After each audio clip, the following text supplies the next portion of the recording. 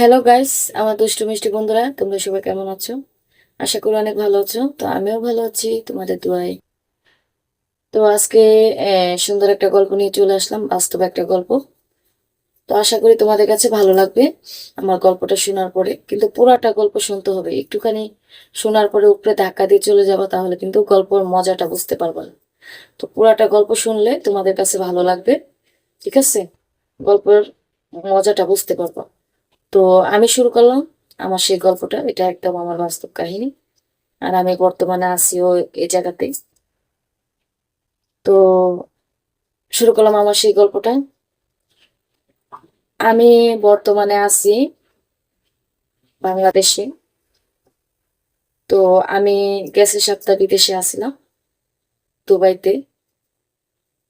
তো এক সপ্তাহ হয়েছে আমি বাংলাদেশে আসছি। তো কেন বাংলাদেশে আসছি সেটা আপনাদেরকে বলবো।